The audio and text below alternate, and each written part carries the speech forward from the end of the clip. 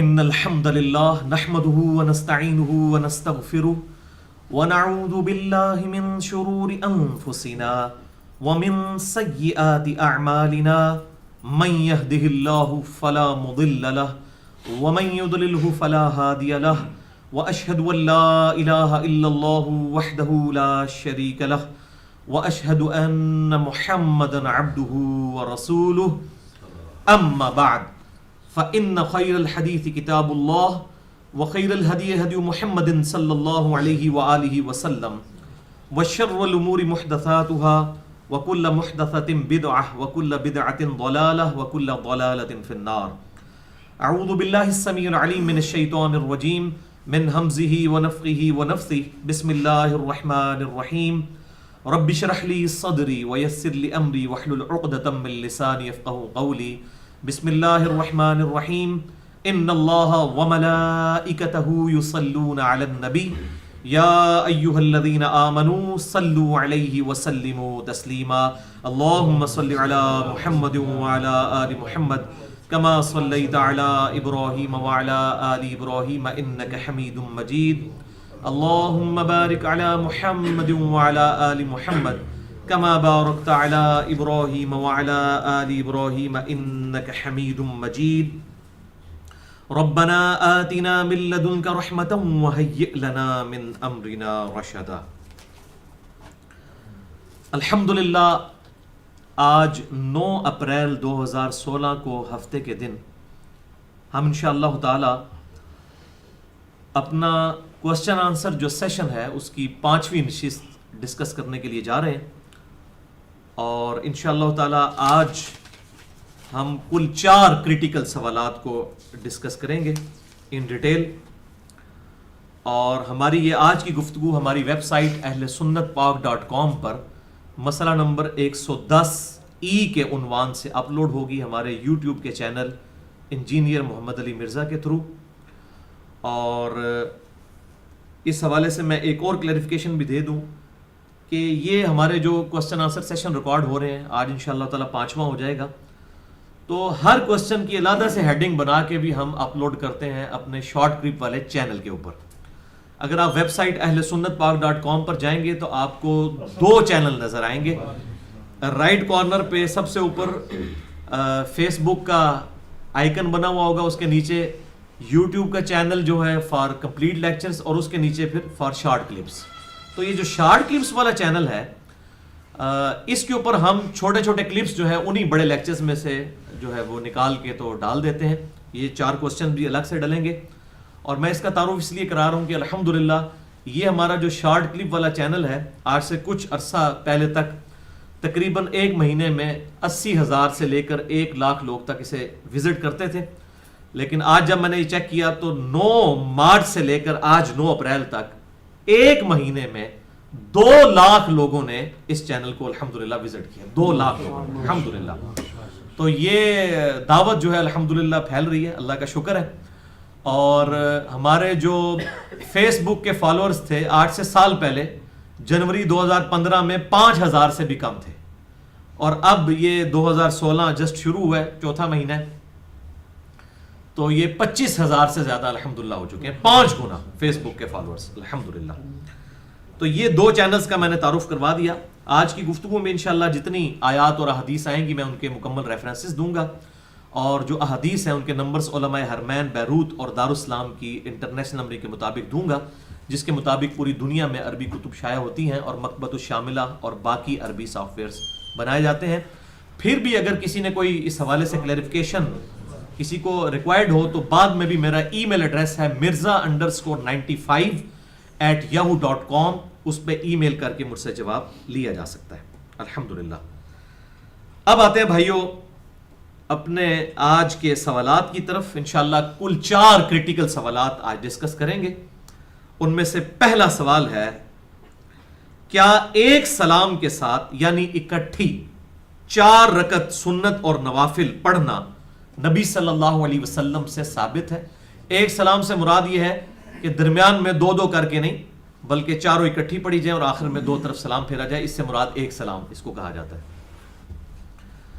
تو بھائیو یہ حقیقت ہے کہ اگرچہ 4 رکعت سنت یا نوافل اکٹھے پڑھنا درست ہے، لیکن ساتھ ہی ساتھ یہ ایک اٹل حقیقت ہے کہ امام کائنات سید الاولین والآخرین شفیع المذنبین رحمت للعالمین سیدنا و مولانا امام اعظم محمد رسول اللہ صلی اللہ علیہ وسلم سے کسی بھی صحیح حدیث میں، جو صحیح الاسناد احادیث کا مجموعہ ہے، اس میں سے کسی بھی صحیح سند کے ساتھ 4 رکعت نوافل، ظہر کے پہلے والے یا عصر کے پہلے والے یا ظہر کے بعد والے 4، جن میں سے 2 مؤکدہ ہیں اور 2 غیر مؤکدہ، آپ صلی اللہ علیہ وسلم سے ایک سلام کے ساتھ اکٹھی یہ 4 رکعتیں پڑھنا ثابت نہیں ہے۔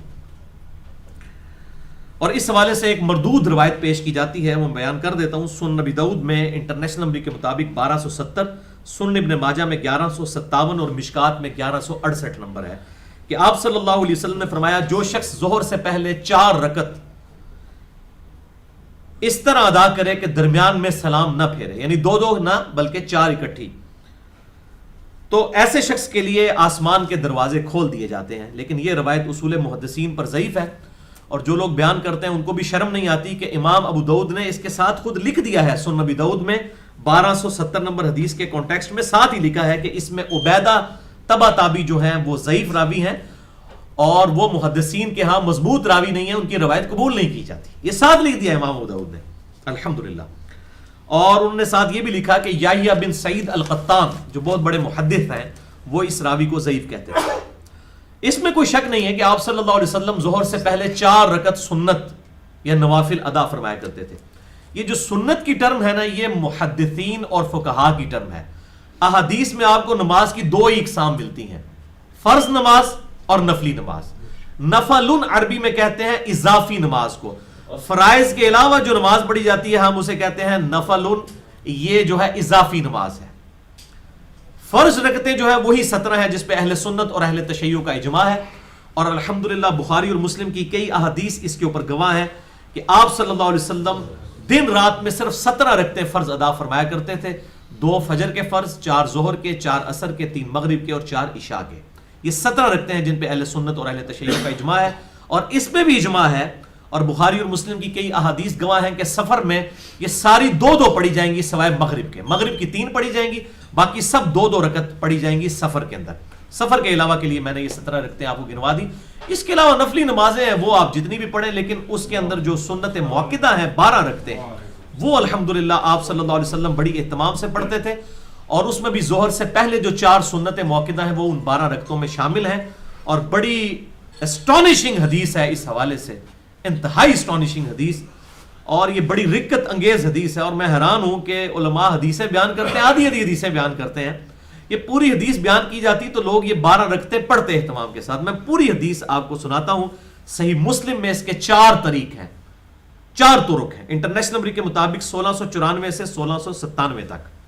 مشکات میں 1159 نمبر ہے، ہماری ماں ام المؤمنین سیدہ ام حبیبہ رضی اللہ تعالی عنہا سے، جو حضرت معاویہ بن ابی سفیان کی بہن اور ابو سفیان رضی اللہ تعالی عنہم اجمعین ان کی بیٹی، وہ روایت کرتی ہیں، اور اس کو روایت کیا ہے جس تابعی نے، وہ بھی حضرت ابو سفیان کے بیٹے ہیں، عنبسہ ان کا نام تھا، ام حبیبہ کے بھائی، اور انہوں نے یہ حدیث مسلم شریف کے الفاظ ہیں کہ اپنے مرض الموت میں بیان کی، اور وہ بڑی خوشی کے انداز میں یہ حدیث بیان کر رہے تھے کہ میں نے الحمدللہ چونکہ پوری زندگی اس حدیث پہ عمل کیا ہے، لہٰذا اب میں موت کو بڑے خوشی خوشی گلے لگا رہا ہوں کہ جنت میں ایک محل میرا انتظار کرنے والا ہے۔ اصل میں وہ یہ بتانا چاہ رہے تھے، تو انہوں نے اپنے مرض الموت میں یہ حدیث بیان کی، صحیح مسلم 1694 سے 1697۔ عنبسہ تابعی کہتے ہیں کہ میں نے اپنی بہن ام حبیبہ سے یہ سنا، ام المومنین سے، کہ آپ صلی اللہ علیہ وسلم نے ارشاد فرمایا، جو شخص اللہ تعالیٰ کی رضا کی خاطر 12 رکعت نوافل فرض کے علاوہ ادا کر لے گا، وہی سنت مؤکدہ۔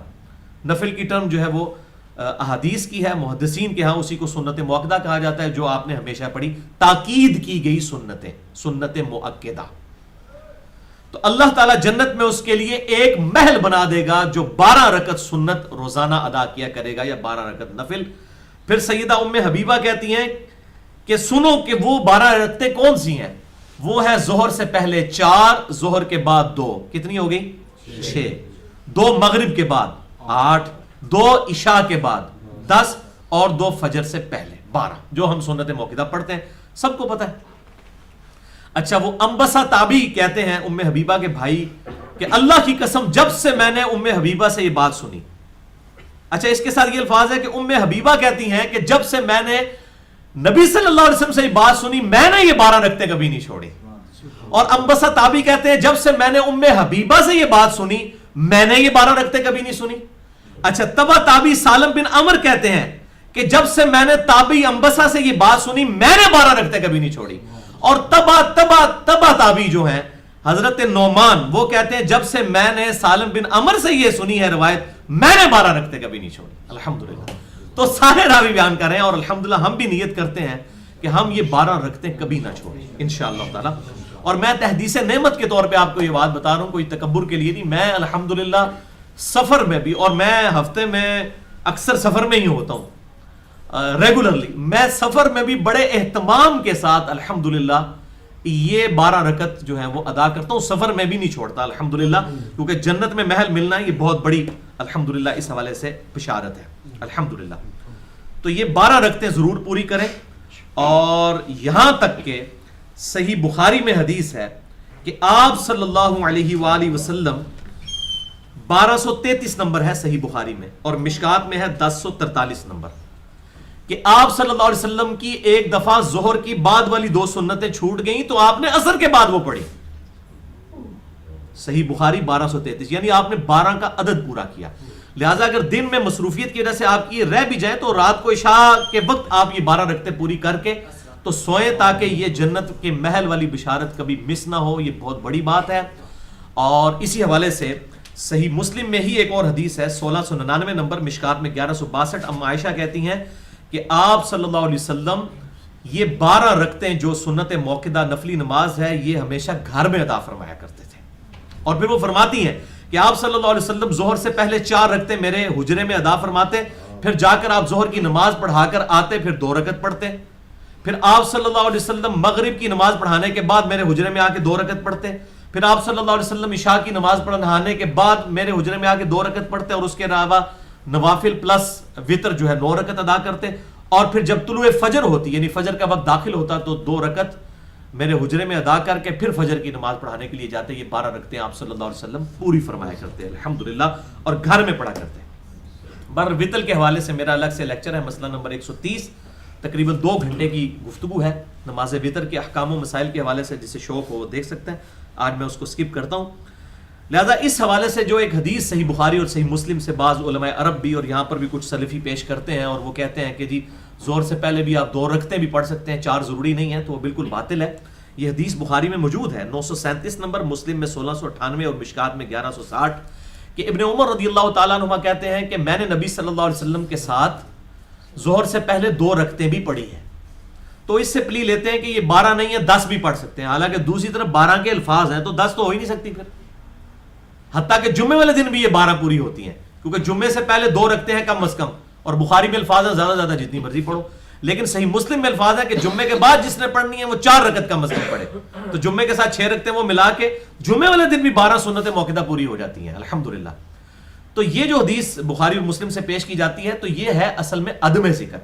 ابن عمر نے آپ صلی اللہ علیہ وسلم کے ساتھ 2 نفل پڑھے ظہر سے پہلے، تو وہ 2 رکعتیں آپ نے چونکہ مسجد میں پڑھی ہوں گی، گھر میں تو نہیں ظاہر ہے، تو ہو سکتا ہے کہ 2 آپ گھر میں پڑھ کے آئے ہوں اور 2 یہاں پڑھی ہوں، کیونکہ آپ صلی اللہ علیہ وسلم 4 رکعت سنت بھی 2 کر کے پڑھتے تھے، اس سے یہ بھی ثابت ہوا۔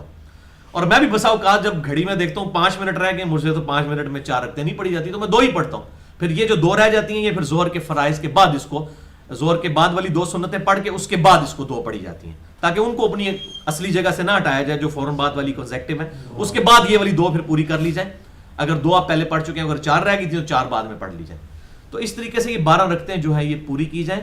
تو ابن عمر نے جو بیان کیا رضی اللہ تعالیٰ عنہما وہ ہے عدم ذکر، کیونکہ 12 رکعتوں کا ہی ہر جگہ ذکر ہے، 12 اسی صورت پوری ہوں گی جب ظہر سے پہلے 4 رکعت سنت ادا کی جائے گی۔ تو یہ میں نے الحمدللہ اس حوالے سے ایمبیگوٹی کلیئر کر دی۔ بال اس کے علاوہ غیر موقدہ کافی ساری ہیں، صحیح حدیث سنن ابن ماجہ میں، جامع ترمذی میں موجود ہے، میں انشاءاللہ کبھی موقع ملا تو اس کو بھی ڈیٹیل سے بیان کروں گا۔ آپ صلی اللہ علیہ وسلم عصر سے پہلے بھی 4 سنت ادا فرماتے تھے، عشاء سے پہلے بھی 2 رکعت، اور مغرب سے عشاء کے درمیان تو آپ بسا اوقات مکمل نوافل میں ہی گزار دیتے تھے. جامعہ ترمذی میں حدیث موجود ہے. تو یہ نفلی نمازیں تو بہت زیادہ ہیں. اس طریقے سے وطر کے بعد 2 نفل آپ نے کبھی نہیں چھوڑے ہیں. صحیح مسلم میں حدیث ہے 1724 نمبر نماز وطر والے میں نے جو لیکچر ہے مثلا نمبر 130 اس میں بھی بتایا. تو یہ غیر موقدہ اس کے علاوہ بہت ساری. اب آ جائیں اس بات کی طرف کہ دن رات میں یہ جو 4 رکعت نمازیں ہیں, عصر سے پہلے جو 4 سنتیں ہیں غیر موقدہ اور ظہر سے پہلے والی موقدہ, ان کو آپ کس طریقے سے پڑھیں گے. اس حوالے سے ایک حدیث ہے صحیح بخاری اور مسلم کی متفق علیہ حدیث ہے. بخاری میں 990 نمبر, مسلم میں 1748, مشکات میں 1254. ابن عمر رضی اللہ تعالیٰ عنہ کہتے ہیں کہ نبی صلی اللہ علیہ وسلم نے بیان فرمایا صلاۃ اللیل مثنا مثنا, رات کی نماز 2 رکعت کر کے ہی پڑھی جائے گی. رات کی نماز جس میں تراویح بھی شامل ہے, تہجد, اسی کو ہم تہجد بھی کہتے ہیں, رمضان شریف کے اندر تراویح بن جاتی ہے. رات کی نماز جو ہے, مغرب کی نماز بھی رات کی نماز میں آتی ہے غروب آفتاب کے بعد, تو اس کی نفلی نماز 2 رکعت کر کے ہے. اس سے یہ بات پتہ چلی کہ آپ صلی اللہ علیہ وسلم رات کے نوافل یا سنت موقدہ 2 کر کے پڑھتے تھے. لیکن اسی حدیث کی ایک طریق اور ہے, وہ ہے سنن نبی داؤد میں 1295, ترمذی میں 597, سنن ابن ماجہ میں 1322, ابن عمر سے ہی ہے. اس میں الفاظ ہے صلاۃ اللیل والنہار مثنا مثنا, چاہے دن کے سنتیں ہوں نوافل ہوں چاہے رات کی ہوں, آپ صلی اللہ علیہ وسلم نے فرمایا وہ 2 کر کے ہیں. اب زور کی 4 سنتیں جو ہیں وہ بھی 2 کر کے, جمعے کے بعد والی 4 سنتیں جو صحیح مسلم میں آئیں وہ بھی 2 کر کے.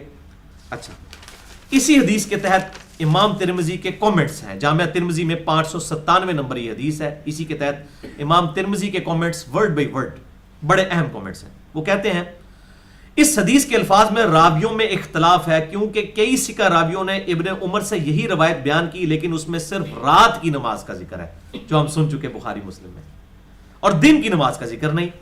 اور عبید اللہ نے نافع کے ذریعے ابن عمر سے متعلق یہ نقل کیا ہے کہ وہ رات کی نماز 2 کر کے پڑھتے تھے, اور دن کے نوافل جو ہیں سنت ظہر اور عصر کی وہ 4 اکٹھی بھی پڑھ لیتے تھے ابن عمر.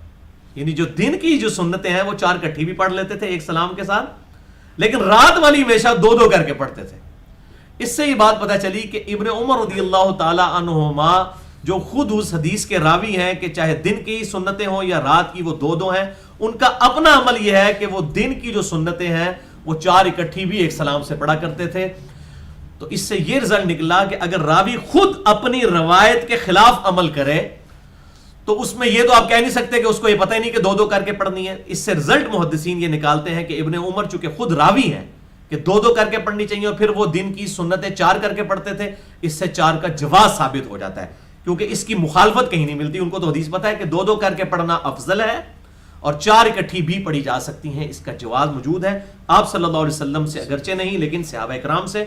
اور یہ ترمذی نے تو اس کو نقل کیا, اس کی پوری سند جو ہے وہ المصنف ابن ابی شیبہ جو 38,000 احادیث اور آثار کا مجموعہ ہے. المصنف حدیث کی اس کتاب کو کہتے ہیں جس میں صحابہ کے آثار اور تابعین کے آثار کثرت سے جمع کیے ہوں. دنیا میں سب سے بڑی حدیث اور آثار کی کتاب, مسند احمد سے بھی بڑی کتاب ہے یہ المصنف ابن ابی شیبہ. امام ابن ابی شیبہ جو بخاری اور مسلم کے استاد ہیں, المتوفى 235 ہجری, انہوں نے یہ کتاب جمع کی ہے. اس میں انٹرنیشنل نمبر کے مطابق جلد 2 صفحہ 74 پر 6635 نمبر, اور دوسری المصنف عبد الرزاق وہ بھی بخاری اور مسلم کے استاد ہیں, المتوفى 211 ہجری, انہوں نے جلد 2 صفحہ 501 پر 4225 نمبر اثر یہی لیا ہے کہ ابن عمر رضی اللہ تعالیٰ عنہ دن کی جو سنتیں تھیں ظہر کی 4 موقدہ اور عصر سے پہلے والی 4 غیر موقدہ, ان کو اکٹھا ہی پڑھ لیا کرتے تھے, یعنی درمیان میں فصل نہیں کرتے تھے, اکٹھی نیت کر کے اینڈ پہ جا کے سلام پھیرا کرتے تھے. تو اس سے یہ بات ثابت ہو گئی کہ یہ اکٹھی پڑھنا بھی جائز ہے. اور جب 4 رکعت سنتیں اکٹھی پڑھی جائیں گی, چاہے سنت ہوں چاہے فرائض ہوں چاہے نوافل ہوں, تو درمیان والا تشہد آپ پورا بھی پڑھ سکتے ہیں اور عبدہ و رسولہ تک بھی پڑھ سکتے ہیں. یہ جو مشہور ہے نا کہ آپ نے دروشی ملا لیا سجدہ صاحب باطل جو ہے وہ واجب ہو جائے گا, یہ بالکل باطل موقف ہے. میں نے مسئلہ نمبر 92 سجدہ صاحب والا اس میں بھی اس کا رد کیا, یہ بالکل باطل موقف ہے. یہ سن لیجئے, صحیح مسلم میں حدیث ہے 1739 نمبر انٹرنیشنل نمبر کے مطابق, مشکات میں 1257 نمبر حدیث ہے. اما عائشہ کہتی ہیں رضی اللہ تعالی عنہا کہ نبی صلی اللہ علیہ وسلم جب 9 رکعت وتر ایک سلام کے ساتھ اکٹھے اور 2 تشہد کے ساتھ پڑھتے تھے ایک سلام کے ساتھ, تو آپ صلی اللہ علیہ وسلم 8ویں رکعت میں بیٹھتے, اس میں آپ صلی اللہ علیہ وسلم اللہ کی حمد بیان کرتے, درود شریف پڑھتے, اور اس کے بعد آپ صلی اللہ علیہ وسلم دعا مانگتے اور بغیر سلام پھیرے ہوئے 9ویں رکعت کے لیے کھڑے ہوتے. پھر 9ویں رکعت میں آپ دعائے قنوت پڑھ کے پھر رکوع کرنے کے بعد آخر میں وہ تشہد پورا کر کے درود شریف اور دعا پڑھ کے سلام پھیرتے. تو اس سے یہ بات پتہ چلی کہ وطر جو حنفیوں کے نزدیک واجب ہے, ان میں تو اس وطر میں بھی آپ درمیان والے تشہد میں اگر عبدو و رسولو کے بعد کچھ ایڈ کر لیں تو کہتے ہیں سجدہ صاحب واجب, اگرچہ 3 وطر میں ایڈ کرنا ثابت نہیں ہے, تشہد ہی ثابت نہیں ہے 3 وطر میں. 5 وطر جو ہے وہ ایک سلام کے ساتھ پڑھے جائیں تو اس میں آخر میں آپ ایک تشہد کریں گے, صحیح مسلم میں حدیث ہے. بال نماز وطر ایک الگ سے ٹاپک ہے, مسئلہ نمبر 130 میرا ریکارڈ ہے 2 گھنٹے کا. تو اس میں یہ موجود ہے کہ آپ صلی اللہ علیہ وسلم نے درمیانہ تشہد پورا پڑھا, درود شریف اور دعا بھی ساتھ پڑھی اور سلام پھیرے بغیر کھڑے ہو گئے. یہی حدیث سنن نسائی میں بھی 1720 اور 21 موجود ہے. اس میں باقاعدہ الفاظ ہیں, آپ صلی اللہ علیہ وسلم نے اللہ کی حمد بیان کی, یعنی تشہد پڑھا, اس کے بعد درود شریف پڑھا, پھر دعائیں مانگی اور پھر بغیر سلام پھیرے ہوئے کھڑے ہوئے. اچھا, اب آ جائے اس بات کی طرف کہ 4 رکعت والی نماز چاہے وہ نوافل ہوں, سنتیں ہوں, فرض ہوں, اس میں آپ درمیان والے تشہد میں درود شریف کے بغیر بھی کھڑے ہو سکتے ہیں, یہ جائز ہے. افضل یہی ہے کہ درود شریف پڑھا جائے. لہٰذا میں اس حوالے سے اہل حدیث مکتبہ فکر کے جو ائمہ ہیں ان کو میں مبارکباد پیش کرتا ہوں کہ اکثر ان کے امام حضرات عصر اور جو ظہر کی نماز پڑھاتے ہیں اس میں وہ درمیان والا تشہد پورا دعاؤں سمیت پڑھتے ہیں, ہمارے جیلم میں تو پڑھتے ہیں. تو یہ افضل ہے.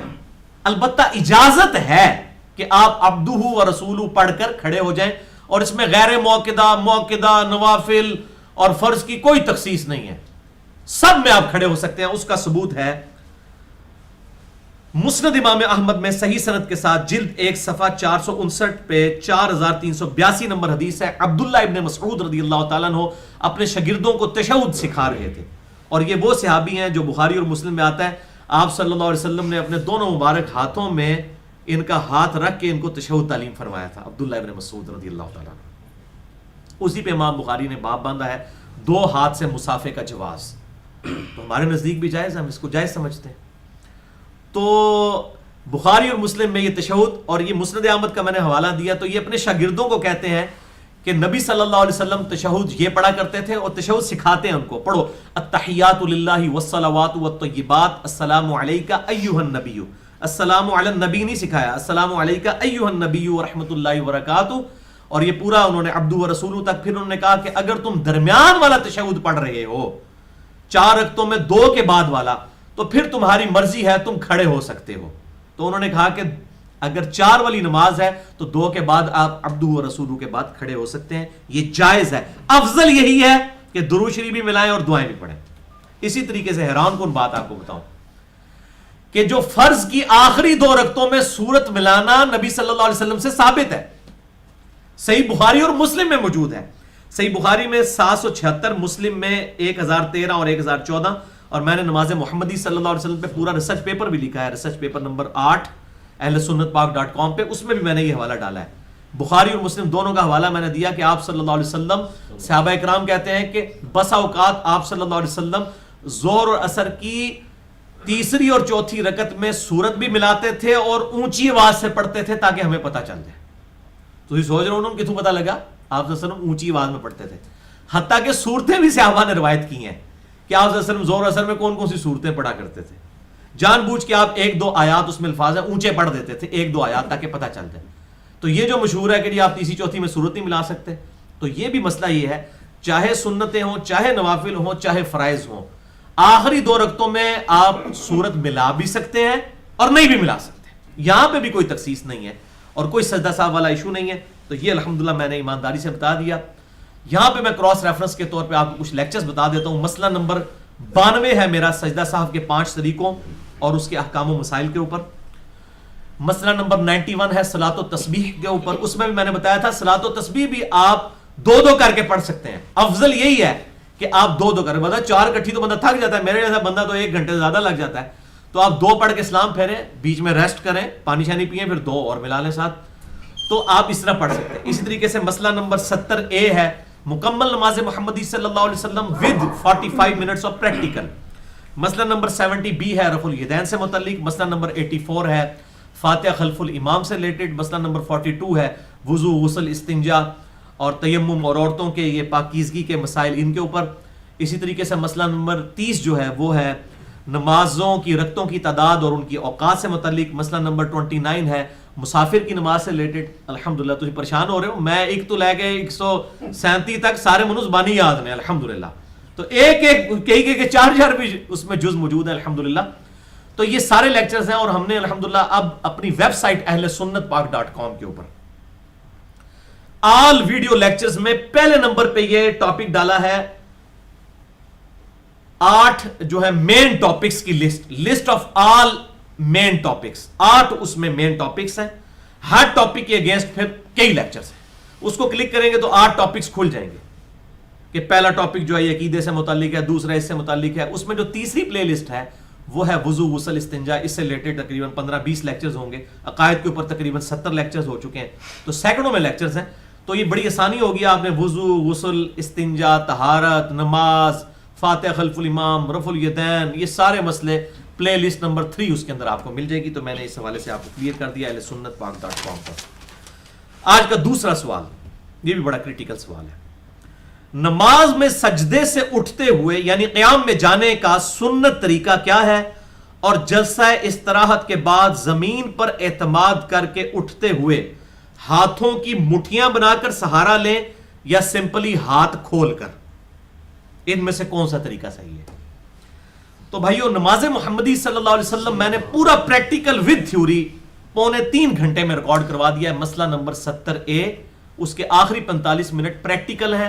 انڈیویجول نماز پڑھنے کا طریقہ, اس میں نماز میں پڑھنا کیا کچھ ہے, اور جماعت میں کیسے کھڑے ہونا ہے, 5-6 بھائیوں کو کھڑا کر کے وہ بھی طریقہ بتا دیا جسے شوق ہو. مسئلہ نمبر 70A اور مکمل نماز محمدی صلی اللہ علیہ وسلم صحیح الاسناد احادیث کی روشنی میں ریسرچ پیپر نمبر 8 ہے ahlsunnatpak.com کے اوپر. تو سجدے سے اٹھتے وقت چاہے آپ 2 سجدوں کے بعد اٹھیں یا تشہد کے بعد اٹھیں, قیام میں جانے کے لیے جب بھی آپ اٹھیں گے, تو اس کے حوالے سے وہ کریٹیکل حدیث ہے جو میں اکثر علماء عرب کے رد میں پیش کرتا ہوں. سارے علماء نہیں, جو لوگ جلسہ استراحت چھوڑ چکے ہیں, اس میں امام کعبہ بھی شامل ہے. انہوں نے ایک بہت بڑی سنت چھوڑ دی, اور ایسی سنت جس کا حکم فرمایا ہے صحیح بخاری میں انٹرنیشنل نمبر کے مطابق 6251 نمبر. لیکن الحمدللہ پھر میں مبارکباد پیش کروں گا پاکستان کے اہل حدیث کو اور انڈیا کے اہل حدیث کو. شکر ہے انہوں نے سعودی عرب کی اس تقلید میں وہ سنت چھوڑی نہیں ہے. یہ لوگ اسٹرکٹلی اس سنت کے اوپر الحمدللہ عمل کرتے ہیں. ہمارے جماعت المسلمین والے بھائی بھی مبارکباد کے مستحق ہیں کہ وہ بھی اس سنت کے اوپر عمل کرتے ہیں کہ جلسہ استراحت وہ کرتے ہیں. تشہد کے بعد تو اٹھنا ہی ہے, ظاہر ہے کہ 2 سجدوں کے بعد بیٹھ کر اٹھنا, یہ جو دوسرا بیٹھا جاتا ہے اسے جلسہ استراحت کہتے ہیں. پہلے والا تو 2 سجدوں کے درمیان ہے جلسہ, دوسرا ہے جلسہ استراحت. صحیح بخاری میں 6251 نمبر حدیث ہے انٹرنیشنل نمبر کے مطابق. اور اسی حدیث کے تحت میں یہ بھی کہتا ہوں کہ یہ نماز کی بریکیں ہیں 2, یاد رکھیں, ایک جلسہ استراحت اور دوسرا رفع الیدین. آپ بغیر رفع الیدین کے نماز پڑھیں, بڑی تیزی سے پڑھی جاتی ہے, لیکن جب آپ نے رفع الیدین کرنا ہے, صحیح والا رفع الیدین جسے کہتے ہیں نا سنت کے مطابق سکون کے ساتھ, جس طرح ہمارے جماعت المسلمین والے کرتے ہیں, یا یہ 2014-15 ماڈل جو اہل حدیث ہیں, وہ پرانے ماڈل نہیں, وہ تو ایسے کرتے ہیں. یہ سعودی عرب کے مولوی ایسے کر کے رفع الیدین کرتے ہیں نا, جو یہ سنت کے مطابق رفع الیدین ہے جس میں سکون ہے الحمدللہ, اللہ کے سامنے ہینڈز اپ کرنا. تو یہ والا جو رفع الیدین اور جلسہ استراحت, یعنی کہ آپ دوسری رکعت میں, پہلی رکعت میں اور تیسری رکعت میں بیٹھ کے پھر کھڑے ہوں, یہ نماز کی سپیڈ کو توڑ دیتا ہے, یہ نماز کی بریکیں ہیں. تو صحیح بخاری 6251 نمبر حدیث کہ ایک صحابی نے بڑی تیزی سے نماز پڑھی رضی اللہ تعالیٰ عنہ, آپ صلی اللہ علیہ وسلم کے پاس آئے, سلام عرض کیا, آپ نے جواب دیا وعلیکم السلام. آپ صلی اللہ علیہ وسلم نے اسے فرمایا کہ تو نماز دوبارہ پڑھ, تو نے نماز پڑھی نہیں ہے, اتنی تیز نماز تھی. 3 دفعہ اسی طرح ہوا. چوتھی دفعہ آپ صلی اللہ علیہ وسلم کو اس نے کہا یا رسول اللہ مجھے نماز کا طریقہ سکھا دے. تو آپ صلی اللہ علیہ وسلم نے فرمایا جب بھی تم نماز کا ارادہ کرو تو اچھے طریقے سے وضو کرو, پھر قبلہ رخ کھڑے ہو کر تکبیر بلند کر کے قرات کرو جتنی میسر ہو, سورہ فاتحہ اور ساتھ جتنی بھی آیات, کم از کم 3 آیات. اس کے بعد سکون سے رکوع میں جاؤ, رکوع کے بعد سکون سے کھڑے ہو جاؤ حتیٰ کہ ہر ہڈی اپنی جگہ پر آ جائے. پھر سجدے میں سکون سے جاؤ, پھر سجدہ کرنے کے بعد سر اٹھاؤ اور 2 سجدوں کے درمیان سکون سے بیٹھ جاؤ, ہر ہڈی اپنی جگہ پر آ جائے. پھر دوسرا سجدہ کرو, پھر دوسرا سجدہ کرنے کے بعد بھی سکون سے بیٹھ جاؤ, اور پھر اسی طریقے سے باقی رکعتیں بھی مکمل کرو. یعنی دوسرے کے بعد بھی آپ نے بٹھایا اور پھر اس کے بعد دوسری رکعت کے لیے کھڑے ہونا. اب یہ بالکل کلیئر کٹ حکمی حدیث ہے جلسہ استراحت کے اوپر. لہذا سعودی عرب کے علماء نے یہ جو چھوڑ دیا میں سمجھتا ہوں بہت بڑی بدبختی ہے, اور یہاں پر بھی جو حنفی جو ہیں اس کو چھوڑتے ہیں سنت کو, بہت بڑی بدبختی ہے. اور اس حوالے سے جو ان کے لیم ایکسکیوزز ہیں انشاءاللہ میں اس کو بھی ایڈریس کر دوں گا. اور یہ میں یہ کہتا ہوں اسی لیے, اور یہ یہاں پہ حنفی علماء اور سعودی عرب میں بھی کچھ مولوی ہیں وہ مطلب اس حد تک ان کی زبان لمبی ہو چکی ہے, وہ کہتے ہیں یہ تو نبی صلی اللہ علیہ وسلم بوڑھے ہو گئے تھے چونکہ اٹھ ہی نہیں سکتے تھے تو اس لیے پھر وہ بیٹھ کے ہی اٹھتے تھے نا. استغفر اللہ توبہ الیہ. یعنی یہاں پر آپ صلی اللہ علیہ وسلم تو نماز سکھا رہے ہیں, آپ نے اس کو یہ تو نہیں کہا کہ بوڑھے جب تو بوڑھا ہو جائے تو ایسا کر, آپ نماز کا طریقہ سکھا رہے ہیں. اور جلسہ استراحت پہ حکمی حدیث ہے کہ بیٹھ کے اٹھ. اب یہ تو مطلب عذر ختم ہو گیا.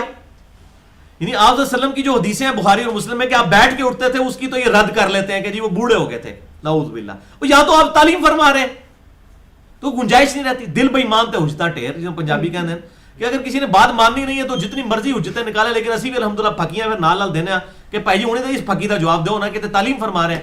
اس لیے مفتی اکمل صاحب کے خلاف میں نے ایک لیکچر دیا ہے, مسئلہ نمبر 122. ان کے خلاف سے مراد یہ ہے کہ نبی صلی اللہ علیہ وسلم سے اپنی محبت کے اظہار کے لیے ان کے خلاف میرے استاد بھی ہیں. میں نے 1996 میں جب میں انجینئرنگ یونیورسٹی کے سیکنڈ ایئر میں پڑھتا تھا تو واہ کینٹ کے اندر میں نے ان کے ساتھ اعتکاف کیا ہوا ہے. میں ان کی بڑی عزت کرتا ہوں, ان کی پازیٹیو چیزوں کی. لیکن انہوں نے جس طریقے سے اس کو بیان کیا اور اس حوالے سے انہوں نے مردود روایتیں بیان کی, ترمذی سے بیان کی. امام ترمذی نے خود لکھا یہ روایت جعلی ہے لیکن بیان نہیں کیا. اور نبی صلی اللہ علیہ وسلم اور کہا جی یہ امام شافعی کی حدیث ہے. صحیح او بھائی یہ نبی صلی اللہ علیہ وسلم کی حدیث ہے, نہ امام شافعی دی ہے تو نہ امام حنیفہ دی ہے. یہ سارے فالوورز نے, یہ نبی صلی اللہ علیہ وسلم کی حدیث ہے.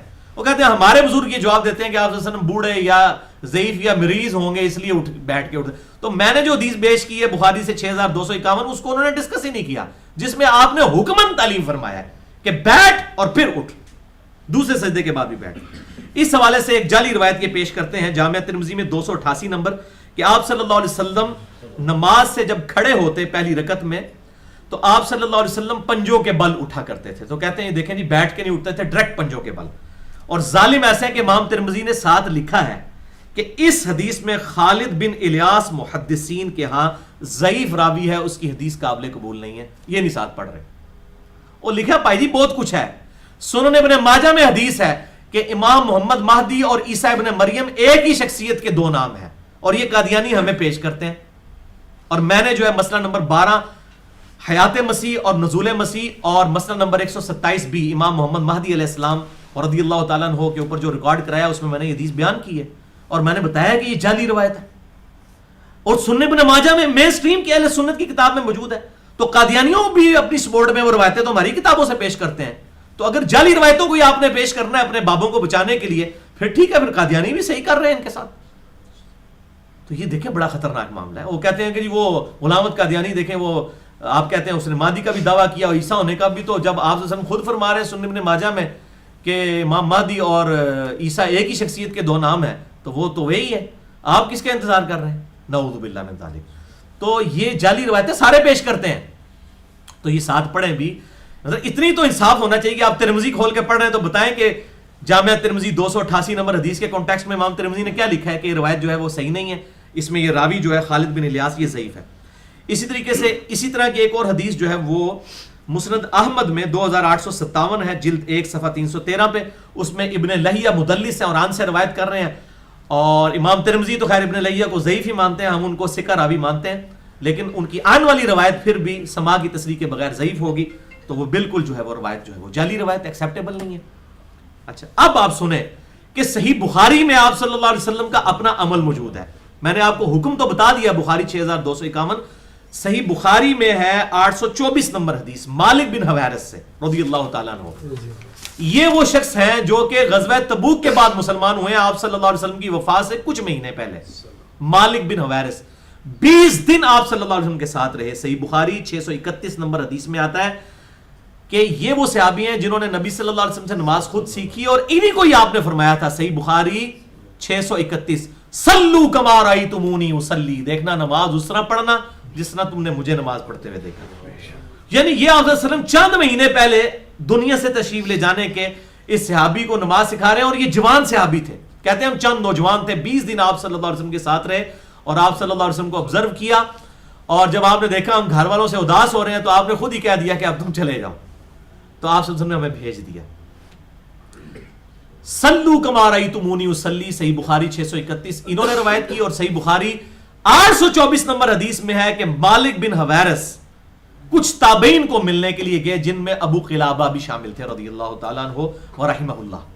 ابو قلابہ کہتے ہیں کہ مالک بن حویرث ہمارے پاس آئے، جس نے بالکل آخری وقت میں آپ سے نماز خود سیکھی ہے، صحیح بخاری 824 نمبر حدیث. تو انہوں نے ہمیں نماز پڑھائی، اس کے بعد نماز پڑھانے کے بعد ہمیں جمع کر کے پھر نماز پڑھنے لگے، اور کہنے لگے میرا ارادہ نہیں تھا نماز پڑھنے کا، میں صرف اس لیے پڑھ رہا ہوں کہ تاکہ تمہیں سکھاؤں کہ نبی صلی اللہ علیہ وسلم نماز کیسے پڑھتے تھے. آپ کو گنجائش رہے گی؟ اچھا، اب وہ جب حدیث ابو قلابہ بیان کر رہے ہیں تو تبع تابعین کہہ رہے ہیں کہ بتائیے کہ انہوں نے نماز پھر کس طرح پڑھی کہ نبی صلی اللہ علیہ وسلم کی نماز انہوں نے آپ کو سکھائی. انہوں نے کہا کہ ان کی نماز ویسی تھی جیسا کہ ہمارے شیخ سیدنا عمر بن سلمہ رضی اللہ تعالیٰ عنہ صحابی کی نماز تھی. یعنی جو دوسرے صحابی نے ہمیں سکھائی ہے، مالک بن حویرث نے بھی ہمیں وہی سکھائی ہے. اور پھر انہوں نے بتایا کہ نماز میں انہوں نے ہمیں ایک امپورٹنٹ چیز جو سکھائی، جو ہمارے شیخ بھی کرتے ہیں، کہ پہلی رکعت میں جب وہ دوسرا سجدہ کرتے تو اس وقت تک قیام کے لیے دوسری رکعت میں کھڑے نہ ہوتے جب تک کہ بیٹھ نہ جاتے. اس کا مطلب یہ ہے کہ اس وقت بھی چند کم چور تھے کہ جو یہ چھوڑتے تھے. کم چور تو ہر زمانے میں موجود ہیں. صحیح بخاری میں جو امام بخاری رحمہ اللہ نے جز رفع الیدین ہے امام بخاری کی، اس میں آپ رحمہ اللہ یہ روایت لے کے آئے صحیح سند کے ساتھ کہ عبداللہ ابن عمر رضی اللہ تعالیٰ عنہ اس شخص کو کنکریاں مارا کرتے تھے جو سستی کی وجہ سے رفع الیدین چھوڑ دیتا تھا. تو اس زمانے میں بھی لوگ چھوڑتے تھے. او خیر ہے جی سنت ہی ہے نا، جس طرح کرتے کرتے جی او خیر ہے جی سر ڈھانپنا سنت ہی ہے نا، ننگے سے نہیں پڑھو. سارا نے اپنی اپنی مرضی دیا سنتا نہیں ہے، اپنی مرضی دی چھٹیاں نے ہے تو سارے ہی ننگے نے اس ماہ میں. تو عبداللہ بن عمر کنکریاں جا رہا ہے، بریلوی دیوبندیوں کو حنفیوں کو تو نہیں مارتے تھے نا، اس زمانے میں تابعین ہی ہوں گے نا جن کو مارتے تھے. میں نے رفع الیدین والا پورا لیکچر دیا ہے، مسئلہ نمبر 70 جسے شوق ہو، 8 علمی پوائنٹس میں نے اس میں بتائے ہیں. بہرحال وہ کہتے ہیں کہ جی دوسری رکعت میں، پہلی رکعت میں آپ صلی اللہ علیہ وسلم جب دوسرا سجدہ کرتے تو بیٹھ کے وہ اٹھنے کی تعلیم مالک بن حویرث نے تعلیم فرمائی، اور اس میں الفاظ ہیں کہ جلث واعتمد علی الارض، کہ آپ صلی اللہ علیہ وسلم جو ہے وہ پہلی رکعت کا دوسرا سجدہ کر کے بیٹھ جاتے. مالک بن حویرث نے پریکٹیکل کر کے بتایا، اور اس کے بعد زمین پر اعتماد کرتے ہوئے کھڑے ہوتے دوسری رکعت کے لیے.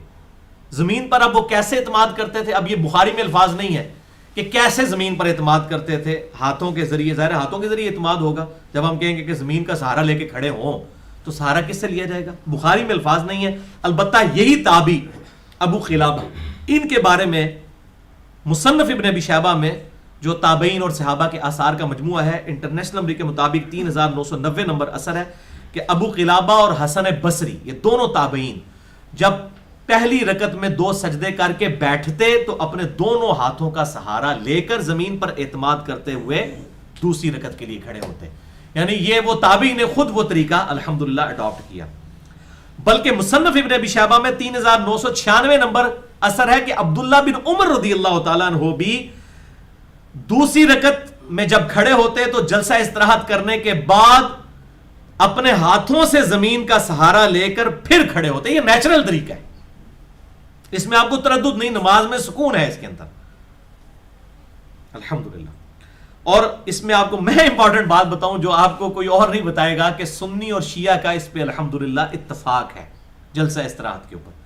اہل سنت اور اہل تشیع بھی دونوں پہلی رکعت میں 2 سجدے کرنے کے بعد بیٹھتے ہیں، اس کے بعد ہاتھ کا سہارا لے کر دوسری رکعت کے لیے کھڑے ہوتے ہیں. اہل سنت سے مراد میں ٹنی نہیں لے رہا، سنی ٹھیک ہے نا، ٹنی سنا کے سنی انگلش میں اسے ہم کہتے ہیں ٹون، اپنی پادری لینگویج میں ٹون، پنجابی میں ٹون کا لفظ استعمال کرتے ہیں.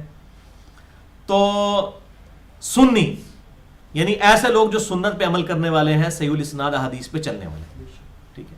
یعنی حنفیوں کے علاوہ سب کے سب اسی طریقے سے نماز پڑھتے ہیں، چاہے شافعی ہوں، حنبلی ہوں، مالکی ہوں، یا اہل حدیث ہوں یا اہل تشیع ہوں. وہ دوسرے سجدے کے بعد بیٹھتے ہیں پہلی رکعت میں، پھر ہاتھوں کا سہارا لے کر دوسری رکعت کے لیے کھڑے ہوتے ہیں. لہذا میرے نزدیک اس کے اوپر الحمدللہ اتفاق ہے. اور اس حوالے سے ایک مردود روایت سنن ابی داؤد سے پیش کی جاتی ہے 992 نمبر کہ نبی صلی اللہ علیہ وسلم نے نماز میں اٹھتے وقت ہاتھوں کا سہارا لینے سے منع فرمایا، لیکن ظلم کی انتہا ہے کہ بتاتے نہیں ہیں کہ اس میں عبد الرزاق راوی مدلس ہے اور ان سے روایت کر رہے ہیں اور سما کی تصریح کوئی نہیں موجود ہے. لائیں سما کی تصریح کہاں ہے؟ اور یہ روایت جو ہے محدثین کے ہاں شاذ روایت بھی ہے کہ اس میں کیونکہ اس کے اندر جو محمد بن عبد الملک ہے اس کے جو باقی شاگرد جو باقی کلاس فیلوز ہیں اپنے استاد کے جو باقی شاگرد ہیں وہ روایت اس طریقے سے بیان نہیں کرتے ہیں، تو یہ روایت جو ہے وہ شاذ روایت بھی ہے. اسی طریقے سے سیدنا علی رضی اللہ تعالیٰ عنہ علیہ السلام سے اثر ہے المصنف ابن ابی شیبہ میں 3998 نمبر کہ سیدنا علی کہتے ہیں کہ پہلی رکعت میں 2 سجدے کرنے کے بعد وہی شخص ہاتھوں کا سہارا لے جو بوڑھا ہو یا مریض ہو. ایتھوی میرا خیال انہیں گل کٹی ہونی ہے، لیکن سن لیں اس میں عبد الرحمن بن اسحاق الکوفی یہ ضعیف راوی ہے، اور امام ابو داؤد رحمہ اللہ نے انٹرنیشنل نمبر کے مطابق 758 نمبر حدیث لی نا جب ابو داؤد میں کہ سیدنا علی کہتے ہیں کہ دایاں ہاتھ بائیں پر رکھنا اور ناف سے نیچے باندھنا سنت ہے، تو امام ابو داؤد نے اس حدیث کے ساتھ خود لکھا کہ حضرت علی سے یہ روایت تو کر رہا ہے یہ راوی، لیکن یہ کوفی ہے ہی ویسے جھوٹے اکثر.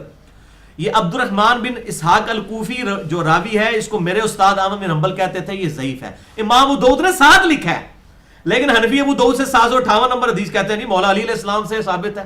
مولا علی سے ثابت ہو گیا تو ضرورت ہی کوئی نہیں ہے کہ جی ناف کے نیچے ہاتھ باندھنا سنت ہے. ساتھ امام ابو داؤد نے لکھا ہے کہ عبد الرحمن بن اسحاق الکوفی یہ ضعیف راوی ہے، اس کو احمد بن حنبل کہتے ہیں ضعیف ہے. یہی وہ راوی ہے جس نے سیدنا علی سے یہ روایت کی ہے جھوٹی بات کہ مریض ہو یا وہ ہو تو تم جو ہے وہ سہارا لے کر کھڑے ہو. نا یاد رکھنا جائے عبد الرحمن بن اسحاق الکوفی. اچھا ایک اور مردود روایت سنن ابی داؤد میں 838 اور جامع ترمذی میں 268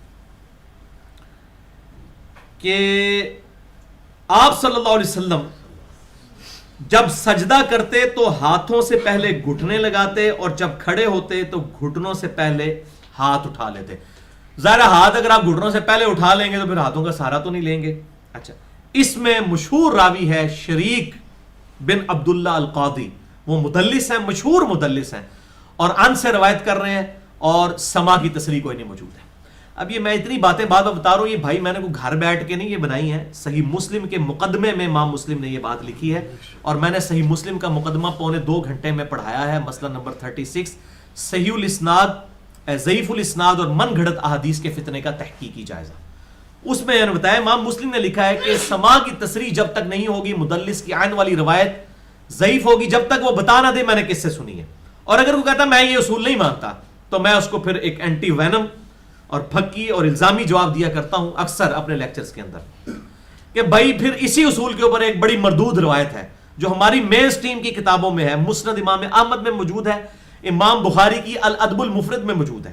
الادب المفرد میں ساری روایتیں صحیح نہیں ہیں جو ڈاکٹر طاہر القادری صاحب کہتے ہیں جی الادب المفرد کے والے، تو اگر ہم امام بخاری کے مقلد ہوتے تو الادب المفرد کو آنکھیں بند کر کے مانتے. نہ امام بخاری کا دعویٰ ہے کہ اس کی ساری روایتیں صحیح ہیں، اس میں بھی موجود ہے. اور مشکات میں انٹرنیشنل نمبر کے مطابق 4902 نمبر ہے عصبیت اور مفاخرت کے بیان میں کہ جو شخص اپنے جہلی نسب پر فخر کرے، آپ صلی اللہ علیہ وسلم کے ریفرنس سے یہ بات ہو رہی ہے نعوذ باللہ، تو اسے کہو کہ اپنے باپ کا عضو تناسل کاٹ کے اپنے منہ میں رکھ لے. اور یہ بات کنائے سے نہ کرو، ڈائریکٹ اسے کہو کہ اپنے باپ کی شرمگاہ کاٹ اور اپنے منہ پر رکھ لے، منہ کے اندر رکھ لے اگر تو اپنے نسب کے اوپر فخر کرتا ہے. نعوذ باللہ آپ کی یہ زبان ہوگی اس طرح کی. وَإِنَّكَ لَعَلَىٰ خُلُقٍ عَظِيمٍ سورہ القلم میں آیا نبی صلی اللہ علیہ وسلم اخلاق کے بلند ترین درجے کے اوپر فائز ہے. آپ کی یہ لینگویج ہو ہی نہیں سکتی. بخاری اور مسلم کے الفاظ ہیں نبی صلی اللہ علیہ وسلم میں کنواری لڑکیوں سے زیادہ شرم و حیا تھی. یہ کنواری لڑکی یہ بات کر سکتی ہے؟ یہ جعلی روایت ہے. اس میں شریک القاضی تو شاہی کوئی نہیں ہے، اس میں حسن بصری 70 صحابہ کے شاگرد جن میں ایک بدری صحابہ سعد ابن ابی وقاص بھی شامل ہیں، ان کے شاگرد. حضرت علی سے تو ان کی شاگردگی ثابت نہیں، سعد ابن ابی وقاص سے وہ بھی شامل ہیں. ان کے شاگرد حسن بصری وہ مدلس ہیں اور ان سے روایت کر رہے ہیں، ان کی بھی سما کی تصریح کے بغیر روایت ایکسیپٹیبل نہیں ہے. تو یہ الحمدللہ میں نے علمی جواب دے دیا. اب صحیح حدیث سنیں سنن ابی داؤد میں 840 نمبر. اب سعودی عرب کے علماء بھی اور حنفی بھی پہلے گھٹنے لگاتے ہیں، ان کے رد میں روایت پیش کر رہا ہوں. سنن ابی داؤد 840 کہ آپ صلی اللہ علیہ وسلم نے فرمایا جب کوئی سجدہ کرے تو اونٹ کی طرح نہ بیٹھے بلکہ گھٹنوں سے پہلے ہاتھ کو لگائے. اچھا وہ اب وہ اونٹ کے بیٹھنے کے اوپر بھی انہوں نے اختلاف کرنا شروع، جی اونٹ اینج نہیں بہندا وہ پائی جی اونٹ جس طرح بہندا ہے، اونٹ پہلے گوڑے ہی لاتا ہے، اونٹ کے تو ہاتھ ہوتے ہی نہیں ہیں، تو وہ چونکہ پہلے اگلے والے گھٹنے لگاتا ہے نا، تو کہتے ہیں دیکھیں جی اس نے پہلے ہاتھ لگائے تو آپ نے منع فرمایا، بھائی اس کے تو ہاتھ ہوتے ہی نہیں ہیں، وہ اصل میں ریزیمبلنس دی جاتی ہے کہ وہ ڈائریکٹ گھٹنے لگاتا ہے ایسے، اس کے پچھلے والے بھی گھٹنے ہی ہیں، اگلے والے بھی گھٹنے ہی ہیں، ٹھیک ہے، کیونکہ آپ کے خود الفاظ ہیں، میں اس لیے کہتا ہوں کہ ان مولویوں کو کہ نبی صلی اللہ علیہ وسلم اونٹ کو بٹھا کے گئے ہیں، تسی ٹینشن نہ لو کہ اونٹ کی بند ہے، آپ نے ساتھ فرمایا کہ اونٹ کی طرح مت بیٹھو بلکہ ہاتھ پہلے لگاؤ گھٹنے بعد میں لگاؤ، یہ اب نبی کو ٹیچ کریں گے کہ اونٹ اس طرح نہیں بیٹھتا اس طرح بیٹھتا، توبہ کرو سعودی عرب دے مولویوں تے حنفیوں، توبہ کرو، اللہ کو ڈر جاؤ، جب اس کے آگے الفاظ موجود ہیں کہ آپ خود اونٹ کو بٹھا کے گئے ہیں، تسی کیڑا اونٹ کٹ لیا ہوں، اس میں الفاظ موجود ہیں کہ اونٹ کی طرح مت بیٹھو، ہاتھ پہلے لگاؤ پھر گھٹنے لگاؤ، اور آپ حیران ہوں گے صحیح بخاری میں بھی انٹرنیشنل نمبر کے مطابق 803 نمبر حدیث کی ہیڈنگ میں امام بخاری لے کر آئے ہیں کہ عبداللہ بن عمر رضی اللہ تعالیٰ عنہ نماز میں پہلے اپنے ہاتھ لگایا کرتے تھے سجدے میں جاتے ہوئے، بعد میں اپنے گھٹنے لگایا کرتے تھے، صحیح بخاری 803 نمبر حدیث کی ہیڈنگ میں تعلیقاً لے کر آئے ہیں، اور امام بخاری جو چیزیں تعلیقاً لے کر آتے ہیں نا، اس کی سندیں دوسری کتابوں میں مل جاتی ہیں، میں پوری سند بھی آپ کو بتا دیتا ہوں، اس کی پوری سند ہے المستدرک للحاکم کے اندر موجود ہے، امام حاکم نیشا پوری المتوفا 405 ہجری 821 نمبر حدیث لے کر آئے، اور امام زاہبی نے بھی صحیح کہا اس حاکم کی حدیث کو، اور صحیح ابن خزیمہ میں امام ابن خزیمہ جو کہ امام بخاری کے لائق ترین شاگرد ہیں، المتوفا 311 ہجری، یہ 311 میں فوت ہوئے، اور ان کے شاگرد ہیں امام ابن حبان جو 354 ہجری میں فوت ہوئے، صحیح ابن خزیمہ میں 627 نمبر یہ پورا اثر موجود ہے کہ ابن عمر رضی اللہ تعالیٰ عنہ پہلے ہاتھ لگاتے پھر گھٹنے لگاتے، اور ساتھ فرماتے کہ نبی صلی اللہ علیہ وسلم بھی نماز اسی طرح پڑھتے تھے کہ آپ سجدے میں جاتے وقت پہلے ہاتھ لگاتے پھر گھٹنے لگاتے، یہ پوری مرفوع روایت ثابت ہوتی ہے جو امام بخاری نے 803 نمبر کی ہیڈنگ میں لی ہے۔ میں اب دعوت توبہ اور دعوت اصلاح دیتا ہوں سعودی عرب کے علماء کو بھی، امام کعبہ کو بھی، اور پاکستان کے حنفیوں کو بھی کہ ڈر جاؤ اللہ سے، اور یہ روایتیں بالکل صحیح روایتیں، لوگوں کو صحیح بات بتاؤ، اور میں یہ اہل حدیث حضرات سے بھی کہوں گا کہ یہ اپنے سعودی عرب والے مولویوں کو بھی سمجھائیں، اپنی نماز تو انہوں نے صحیح کی ہے، ان کی نماز بھی صحیح کروائیں، اور وہ نماز سنت کے مطابق اس حوالے سے پڑھیں، صرف رفع الیدین کرنا سنت تو نہیں ہے نا۔ تو اب اٹھتے وقت ظاہر ہے کہ پھر ریورس ہوگا اس کا کہ جاتے وقت پہلے ہاتھ لگائے پھر گھٹنے لگائے، اٹھتے وقت کیا ہوگا کہ آپ پہلے گھٹنوں کو اٹھائیں گے اور بعد میں ہاتھ کے سہارے سے اٹھنا ہے، جیسا کہ میں نے پہلے بھی روایت بیان کی۔ اب رہ گیا چکر یہ مٹھیاں بنانے والا، جو ادھر کچھ اہل حدیث حضرات نے اپنی مٹھیاں بھی زخمی کر لی ہوئی ہیں، خصوصاً ہمارے جماعت الدعوہ والے بھائیوں نے اتنی اتنی بڑی انہوں کہتے ہیں پنجابی چڑیاں پئی ہیں انہوں نے اثر اتنے نا مٹھیوں سے اٹھ کے، تو یہ مٹھیوں والی بھائی کوئی روایت ثابت نہیں ہے، یہ جتنی حدیثیں میں نے پڑھی اس میں ہے ہاتھ کا سہارا لینا، ہاتھ کا جب سہارا ہوگا تو وہ نارمل ہی ہاتھ کا سہارا ہوگا، اور اس میں علمی پھکی میری یہ ہے کہ جب یہ لوگ سجدے میں جا رہے ہوتے ہیں تو ہاتھ کے سہارے سے جاتے ہیں نا، تو اس وقت مٹھی بناتے ہیں پہلے نہیں، نارمل ہاتھ لگاتے ہیں پھر سجدے میں جاتے ہیں، تو اٹھتے وقت بھی نارمل ہی رکھیں، اب نارمل کیوں ہوتے ہیں آپ، یہ بالکل اب نارمل طریقہ ہے، اور ایک مردود روایت ہے، اور وہ بھی ایسی کتاب میں کہ اس کتاب کا نام ہی مشکوک ہے، آپ سنیں گے اور آپ نے اس امام کا بھی نام نہیں سنا ہوگا، امام ہے ابو اسحاق الحربی کی کتاب ہے غریب الحدیث، یہ کتاب کا نام ہے غریب الحدیث، اجنبی حدیثیں، ان نون قسم کی حدیثیں، اس میں یہ روایت شیخ البانی نے سلسلہ احادیث ضعیفہ میں ایک حدیث کے اوپر بحث کرتے ہوئے ایک روایت لی 967 کے انڈر احادیث ضعیفہ میں لی، لیکن ساتھ لکھا کہ یہ والا جو ہے نا یہ حسن تک پہنچ ہی جاتی ہے، اور پھر شیخ البانی جس کو حسن تک پہنچائے تو آپ سمجھ لیں وہ جعلی روایتی ہوتی ہے، وہ ضعیف جمع ضعیف کے فارمولے لگاتے ہیں، وہ اکثر چیزوں کو حسن تک پہنچا دیتے ہیں، اور اس روایت میں ایک راوی ہے الحیثم بن عمران، یہ ان نون ہے، گم نام مجہول راوی ہے، اور خود شیخ البانی بھی مانے اس بات کو کہ اس کو ابن حبان کے علاوہ کوئی کسی محدث نے اس کی توثیق نہیں کی ہے، جبکہ یہ حدیث کا اصول ہے کہ کم از کم 2 محدثین جب تک کسی راوی کی توثیق نہ کریں اس وقت تک وہ روایت ایکسیپٹیبل نہیں ہوتی، اور دوسری طرف شیخ البانی ایسے حدیثوں کو بھی ضعیف کہہ جاتے ہیں جس میں 3 محدثین نے توثیق کی ہوتی ہے، مثلا یہ جو حدیث ابو داؤد کی ہے کہ جس کا کپڑا ٹخنوں سے نیچے ہو تو اللہ تعالیٰ اس کی نماز قبول نہیں کرتا. اس کو شیخ البانی ضعیف کہتے ہیں مجہول راوی. حالانکہ اس میں ایک راوی جو جس کو مجہول کہتے ہیں شیخ زبیلی ضعیف صاحب نے 3 محدثین سے اس کی توثیق ثابت کی ہے. اتنے ایک تو ہو رہی ہوئی ابن ابان سب تو متساہل جو نرم حکم لگانے والے ہیں, اور ان سے یہ انہوں نے روایت بیان کی. یہ بالکل جعلی روایت ہے. اور شیخ زبیلی ضعیف رحمہ اللہ, اللہ تعالیٰ ان پر کروڑوں رحمتیں نازل فرمائے, ان کی قبر کو نور سے بھر دے, ان کی غلطیوں کو معاف فرمائے. انہوں نے اپنی جو فتاوی علمیہ توضیح الاحکام کی جلد 1 صفحہ 381 پہ یہ فتویٰ لکھ دیا کہ یہ مٹھیوں والی جو روایت ہے نا, کہ مٹھی بند کر کے اٹھتے, یہ بالکل جعلی روایت ہے. اور اس روایت کے اوپر انہوں نے پورا الحمدللہ رد کیا. ویسے میں کتاب کا نام تو اندازہ غریب الحدیث, اندازہ تسی کر لو کتاب کا نام. اور جس طریقے سے وہ ہمیں بھی وہ حنفی بھی پتہ نہیں کون سی کتابوں سے لا کے والے پیش کر رہے ہوتے ہیں عجیب و غریب. اے عجیب و غریب, انہوں پنجاب اردو ترجمہ کر لو عجیب و غریب. تو یہ وہاں سے ہے.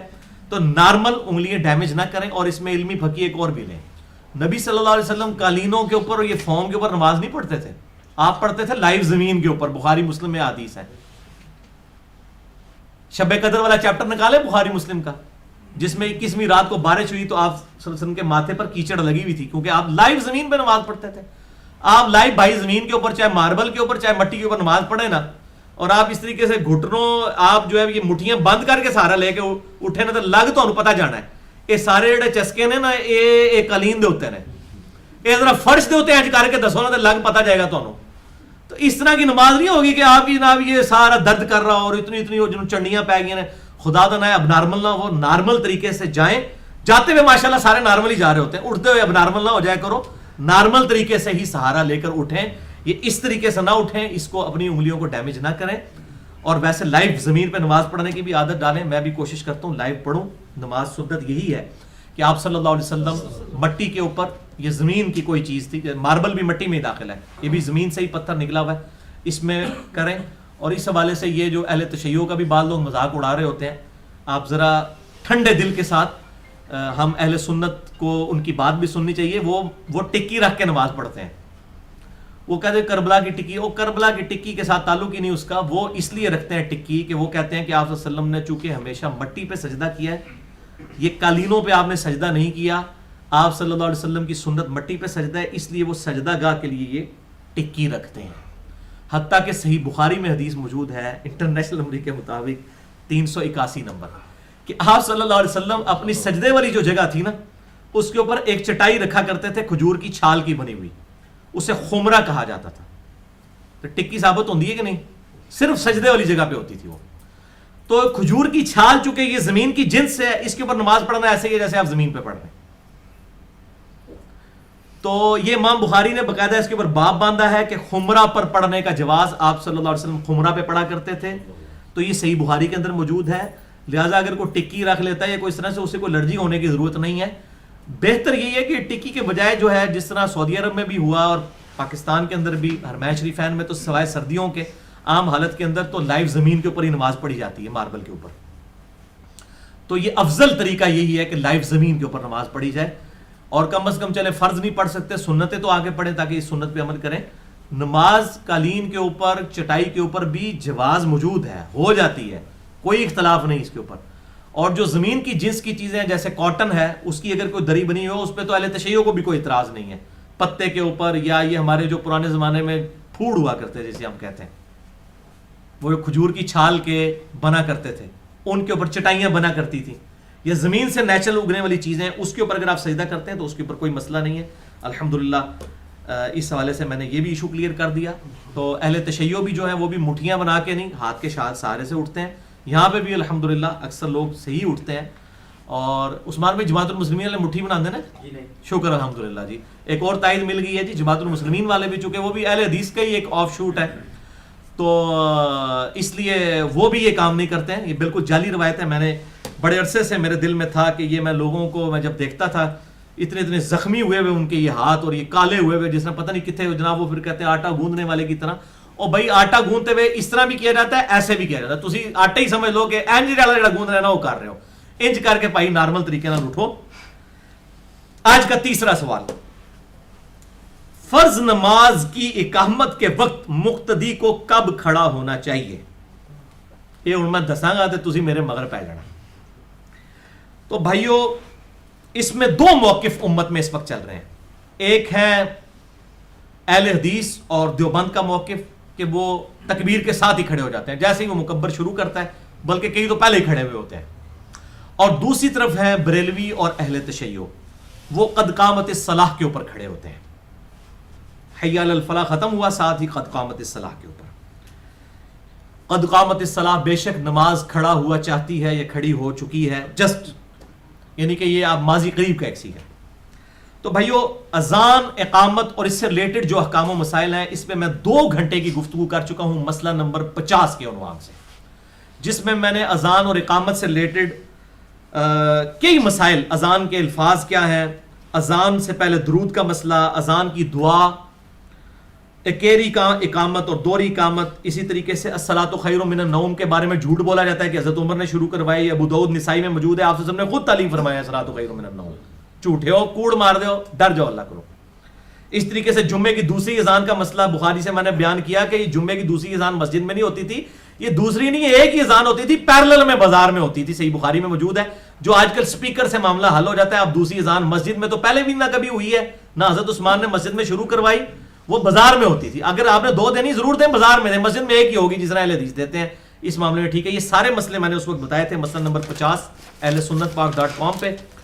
لیکن وہ جیسے ہی لیکچر ختم ہوا اس وقت قاسم بھائی مجھے یاد ہے، انہوں نے مجھے کھڑے ہو کے کہا وہ اقامت کا مسئلہ تو دسے ہی نہیں ہے. تو مجھے اس دن سے بہت زیادہ یعنی میرے دل میں قلق تھا کہ میں اس کو ریکارڈنگ میں لے آؤں. اس کے بعد کسی نے گالیاں نکالنی ہیں، اختلاف کرنا ضرور کرے، اس کا حق ہے.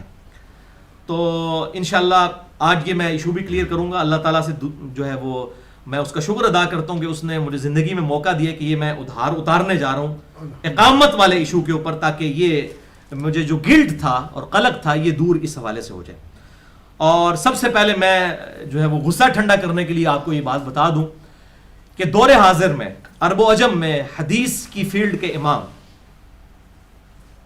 حافظ شیخ زبیر لیثئی رحمہ اللہ المتوفی 1435 ہجری، انہوں نے الحدیث رسالہ 85 نمبر 85 نمبر جون 2011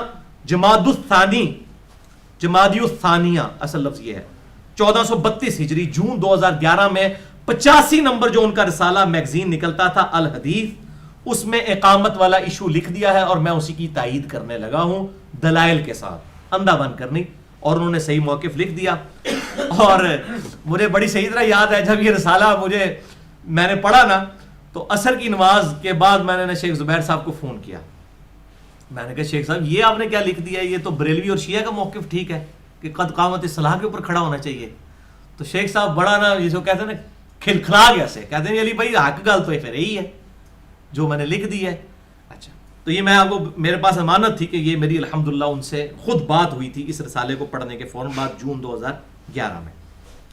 اچھا اب 2 آپشن ہیں. ایک تو آپشن یہ ہے کہ امام مسجد ابھی مسجد میں نہیں آیا، اپنے حجرے میں ہے اور ٹائم ہوا اور آپ نے اقامت شروع کر دی. تو اس وقت جب تک امام مسجد میں نہ آ جائے اقامت کے بعد بھی نمازی بیٹھے رہیں گے، امام کے آنے کا انتظار کریں گے. امام آئے گا تو کھڑے ہوں گے. یہ بخاری اور مسلم میں بتا بھی دیتا ہوں. اور دوسرا آپشن یہ ہے کہ مسجد میں امام پہلے سے ہی موجود ہے. کوئی تیسرا آپشن تو ہو ہی نہیں سکتا. تیسرا یہ ہو سکتا ہے روحانی طور سے موجود ہے تو جسمانی نہیں موجود، وہ پائی سی مندے کو نہیں. اچھا تو 2 آپشن ہے، امام مسجد میں موجود ہے اور اب کس وقت کھڑے ہوں گے؟ تو پھر آپ کھڑے ہوں گے قد قامت الصلاح کے اوپر. صفیں کب سیدھی ہوں گی؟ وہ بخاری اور مسلم میں آتا ہے کہ اقامت مکمل ہونے کے بعد آپ وسلم صفیں سیدھی کرا. جنہوں پیڑ ہو جاتی ہے نہیں لوگ صاف نہیں سیدھی کریں گے، صاف سیدھی کروانا تو ہے ہی اقامت کے بعد ہے، تو آپ پہلے سیدھی کر کے کیا لے رہے ہیں؟ قد قامت الصلاح کے اوپر کھڑے ہوں گے. اب میں آپ کو دلائل بھی دے دیتا ہوں. بخاری اور مسلم کی متفق علیہ حدیث ہے. بخاری میں 637 اور 638، مسلم میں 1365 1366 اور مشکات میں 685. آپ صلی اللہ علیہ وسلم نے فرمایا جب نماز کے لیے اقامت کہہ دی جائے تو تم اس وقت تک کھڑے نہ ہوا کرو جب تک کہ مجھے حجرے سے باہر آیا ہوا نہ دیکھ لو، سکون اختیار کیا کرو. یعنی اقامت ہو جاتی تھی بعض اوقات نبی صلی اللہ علیہ وسلم اس وقت تو نماز کی ٹائمنگ اس طرح گھڑی کی نہیں تھی، یہ گھڑی کی ٹائمنگ بھی جائز ہے، اجماع ہوا ہے امت کا اس کے اوپر، یہ بھی اجماع کی ایک مثال ہے. اب جب نماز ہو گیا ہے تو مطلب ٹائم ہو گیا ہے، اس وقت امام کو چاہیے کہ وہ ٹائم پہ آ جائے. بعض امام کہتے ہیں جی وہ امام کا انتظار کرنا چاہیے اور روزانہ ہی وہ لیٹ ہو رہے ہوتے ہیں، تو یہ بھی بات غلط ہے. کبھی کبھار لیٹ ہوتا ہے ٹھیک ہے، امام کا انتظار کریں، 5-7 منٹ کرنا چاہیے، لیکن جس امام نے روٹین بنائی ہے کہ جان بوجھ کے لیٹ نکل رہا ہے کہ لوگ میرا انتظار کریں، تو وہ بھی غلط ہے. یہ دونوں ایکسٹریمز ہیں. تو آپ صلی اللہ علیہ وسلم فرمایا اقامت مکمل ہو تب بھی آپ نہ کھڑے ہوا کرو جب تک میں آ نہ جاؤں. اچھا، یہی حدیث سے جامعہ ترمذی میں بھی موجود ہے، انٹرنیشنل نمبر کے مطابق 592 نمبر. اس میں امام ترمذی رحمہ اللہ اس حدیث کو لکھتے ہیں کہ یہ حدیث صحیح ہے، اور پھر کامنٹس کرتے ہیں. میں ورڈ بائی ورڈ پڑھنے لگا ہوں. امام ترمذی جامعہ ترمذی 592 نمبر کے کانٹیکسٹ میں، بخاری اور مسلم کی حدیث کے کانٹیکسٹ میں وہ کہتے ہیں صحابہ میں اہل علم کی ایک جماعت لوگوں کے کھڑے ہو کر امام کا انتظار کرنے کو مکروہ سمجھتے تھے. بعض اہل علم کا موقف ہے کہ جب امام مسجد میں ہو اور نماز کی اقامت ہو جائے تو لوگ اس وقت کھڑے ہوں جبکہ اقامت کہنے والا قد قامت الصلاۃ پر پہنچے. اور یہی عبداللہ ابن مبارک المتوفا 181 ہجری جو کہ امام ابو حنیفہ کے شاگرد ہیں، اور یہ 2 امام ایسے ہیں جن پر کسی نے ایک جرہ کا کلمہ بھی نہیں بولا، امام مسلم اور امام عبداللہ ابن مبارک. یہ اتنے اولو العزم ائمہ حدیث میں سے ہیں. اور یہ امام بخاری رحمہ اللہ کے بھی یہ دادا استاد ہیں، امام بخاری کے دادا استاد ہیں عبداللہ ابن مبارک.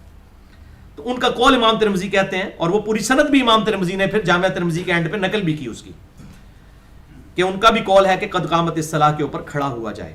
اچھا، یہی حدیث جو بخاری کی 638 تھی، اس میں امام ابن حجر اسقلانی فتح الباری میں المتوفا 852 ہجری جن کو سب مانتے ہیں، انہوں نے بھی لکھا ہے کہ اب دیکھیں یہ امام ابن حجر اسقلانی نے لکھا ہے فتح الباری میں، صحیح بخاری کی شرح جو اہل حدیث جس کو کوٹ کرتے ہیں، میں کہتا ہوں یہ کدھر جا رہے ہیں. وہ لکھتے ہیں کہ اکثر اہل علم کا یہی موقف ہے کہ اقامت جب مکمل ہوگی تب ہی کھڑا ہوا جائے اینڈ کے اوپر. اچھا، اور مسائل احمد جو احمد بن حنبل کے جو فتوے ہیں اور امام اسحاق کے فتوے اس میں چھپے ہوئے ہیں، دونوں ائمہ کا موقف جلد 1 صفحہ 127 پہ موجود ہے کہ امام احمد بن حنبل اور امام اسحاق بن راہوی یہ دونوں امام بخاری کے استاد ہیں، ان دونوں سے حدیثیں لی ہیں امام بخاری نے. وہ دونوں جو ہیں وہ بھی کہتے ہیں کہ قد قامت الصلاۃ کے اوپر کھڑا ہوا جائے. امام حنیفہ رحمہ اللہ کی طرف جتنی منسوب کتابیں ہیں، جو ان کی فقہ کی منسوب کتابیں ہیں، ان تمام میں بھی لکھا ہے کہ حی علی الفلاح قد قامت الصلاۃ پر کھڑا ہوا جائے. اچھا، امام مالک نے الموطا امام مالک میں لکھا ہے، وہ کہتے ہیں میرے خیال میں اس معاملے میں کوئی سختی نہیں ہے، جو جلدی کھڑا ہو سکتا ہے وہ جلدی کھڑا ہو جائے، جو لیٹ کھڑا ہو سکتا ہے وہ لیٹ کھڑا ہو. یعنی وہ بھی یہ بات نہیں مانتے کہ تکبیر کے ساتھ کھڑے ہوں. باقی سارے ائمہ ایک طرف ہیں، یہ بھی ذرا سی گنجائش نکالتے ہیں کہ جس کی مرضی وہ قد قامت الصلاۃ پہ کھڑا ہو، کوئی پہلے کھڑا ہو، اس میں کوئی سختی نہیں ہے. لیکن باقی سب کے سب کیا کہہ رہے ہیں؟ قد قامت الصلاۃ. تو یہ الحمدللہ قد قامت الصلاۃ والا ایشو جو ہے یہ بالکل اسٹیبلش ہے. تو اب وہ بھی حدیث سن لیں جو صحیح بخاری میں انٹرنیشنل نمبر کے مطابق 719 نمبر ہے، صحیح مسلم میں 979 اور مشکات میں 1086 کہ آپ صلی اللہ علیہ وسلم اقامت کے مکمل ہونے کے بعد صفیں درست کرواتے تھے. یہ جو بہانہ لیتے ہیں نا دیوبندی اور اہل حدیثی، صفیں نہیں پھر لوگ سیدھا کر دے، او بھائی تسی سیدھے کرواندے ہی نہیں ہو. صف تو سیدھی کروانی ہی اس طرح، اور اس میں جماعت المسلمین والے میں نے دیکھا ہے اہتمام کرتے ہیں. اب اللہ کرے کہ وہ قد قامت الصلاۃ والی بھی جماعت المسلمین والے سنت شروع کراؤ، قد قامت الصلاۃ سے پہلے نہ کھڑے ہوں، قد قامت الصلاۃ پر کھڑے ہوں، اس کے بعد آپ اس کو صف کو سیدھا کروائیں. اقامت مکمل ہونے کے بعد صف سیدھی کریں. بخاری اور مسلم کا میں نے الحمدللہ اس حوالے سے حوالہ دے دیا. تو میں اب اہل حدیث کو خصوصاً میں دعوت فکر دوں گا کہ یہ اپنے 3 کام سیدھے کر لیں اس حوالے سے. ویسے تو بہت کام ہے، یہ کہتے ہیں نہیں، آپ کہتے ہیں جی وہ اہل حدیث جو ہے وہ حق کے قریب ہے. مجھے اکثر کہتے ہیں قریب کیوں بول دے ہو؟ قریب اس لیے بول دے پائی اے وچ پلی رکھی ہوئی ہے نا چھوٹی جی. سکتے کریں، سورہ فاتحہ کے لیے سکتے ہونے چاہیے رکوع سے پہلے. امام کے سکتوں میں فاتحہ پڑھنا سنت ہے. شیخ زبیر صاحب نے توضیح الاحکام میں کتنے فتوے اس کے اوپر لکھے ہیں کہ یار یہی طریقہ ہے، اور خود بھی وہ سکتے کرتے تھے. میرے پیچھے انہوں نے نماز پڑھی، میں نے بھی ان کے پیچھے پڑھی، وہ سکتے کیا کرتے تھے. اچھا، دوسرا یہ والا معاملہ قد قامت الصلاۃ کا شروع کروائیں، یہ تو جماعت المسلمین والے بھی شروع کروائیں اور اہل حدیث بھی شروع کروائیں. اور تیسرا جو ہے دعائے قنوت جو ہے یہ رکوع سے پہلے پڑھیں، جو صحیح بخاری میں واضح موجود ہے کہ وہ جھوٹا ہے جو کہتا ہے کہ نبی صلی اللہ علیہ وسلم قنوت کی دعا جو ہے وہ وتر کے اندر رکوع کے بعد پڑھتے تھے. جھوٹا. 1002 نمبر حدیث ہے صحیح بخاری میں نے نماز وتر پہ پورا لیکچر دے دیا، مسئلہ نمبر 130. تو یہ الحمدللہ کلیئر ہو گیا. آج کا چوتھا اور آخری سوال کیا فرض نماز کے بعد سنت پڑھنے کے لیے اپنی جگہ کا بدلنا ضروری ہے؟ اور کیا سنت اور نفل مسجد اور گھر دونوں جگہ ادا کیے جا سکتے ہیں؟ جی ہاں بھائیو، جگہ بدلنا بھی ضروری ہے، اور گھر اور مسجد دونوں جگہ سنتیں اور نوافل ادا ہو سکتے ہیں۔ یہ تو ہو گیا جی ہاں۔ اب 5 حدیثیں اور پھر یہ بات کنکلوڈ۔ ثبوت میں پہلی حدیث صحیح مسلم سے 2042 نمبر اور مشکات میں 1186 نمبر۔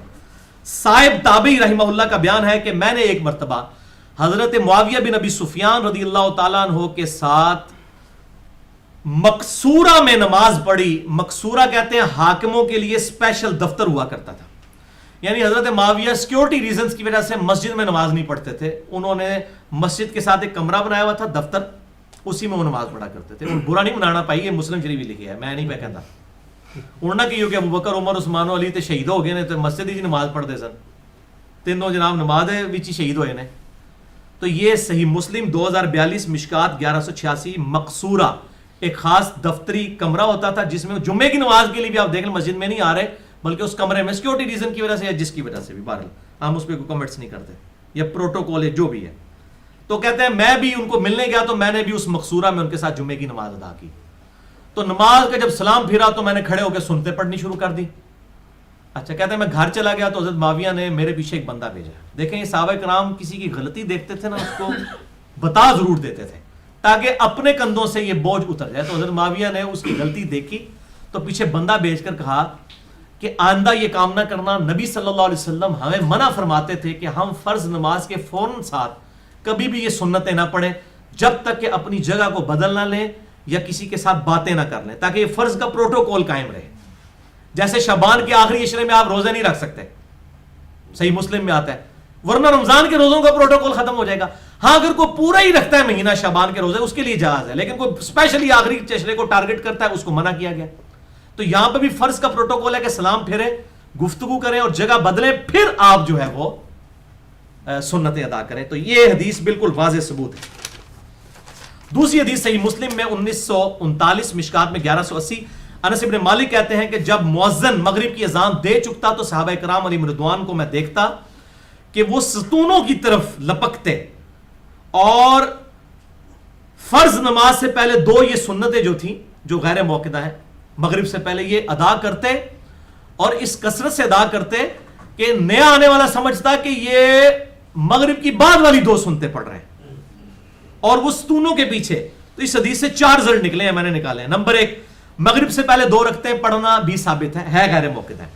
نمبر 2، مسجد میں نفل بھی پڑھے جا سکتے ہیں، سنتیں بھی، کیونکہ وہ بعد والے بھی وہ کہتے ہیں سمجھتے بعد والے پڑھ رہے ہیں تو صحابہ بعد والے بھی پڑھتے تھے۔ نمبر 3، صفوں کو توڑ کر سنتیں پڑھی جائیں، وہ بکھرے ہوئے ہوتے تھے، اگر کٹھے ہوں تو لوگ سمجھیں کہ فرضی پڑھ رہے ہیں۔